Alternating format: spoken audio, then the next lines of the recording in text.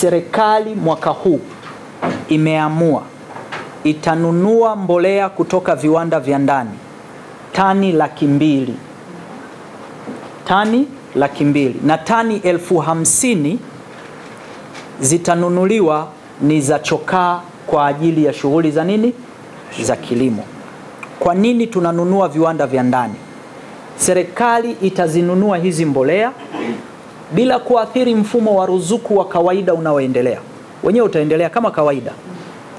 Lakini hizi mbolea tutakapozinunua, tutazipeleka kwenye maeneo ambayo mbolea haitumiki sana, ili Watanzania waanze kutumia mbolea ya viwanda vya ndani na kuona matokeo yake.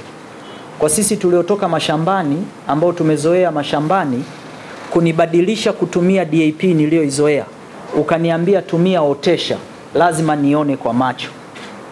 Kwa serikali itanunua mbolea hizi na kuzisambaza kwa program maalum katika mikoa mbalimbali katika nchi yetu kwa wakulima ambao hawatumii mbolea. Na hii program tutanunua mbolea kwenye viwanda vya ndani kuongeza matumizi ya mbolea za viwandani zinazozalishwa ndani ya nchi, lakini vile vile kuvifungulia viwanda vyetu vya ndani soko. Huko mbele mwelekeo wa serikali ni kubaki na 20% tu ya mbolea inayotoka nje. 80% ya mbolea yote itoke ndani ya nchi. Hivi sasa tunafanya mazungumzo na wawekezaji wengine wawili ambao watakuja kuwekeza ndani ya nchi yetu hivi karibuni kwa kutumia makaa ya mawe kwa ajili ya kuzalisha urea, ili tuweze kujitosheleza kwenye mbolea aina ya urea. Kwa hiyo nisema kwamba tuwaiteni kuwatangazia rasmi kwamba tarehe 28 Juni Mheshimiwa Rais atazindua rasmi kiwanda cha Intracom ambacho kimekuwa kwenye ujenzi toka mwaka 2021 mwezi Julai.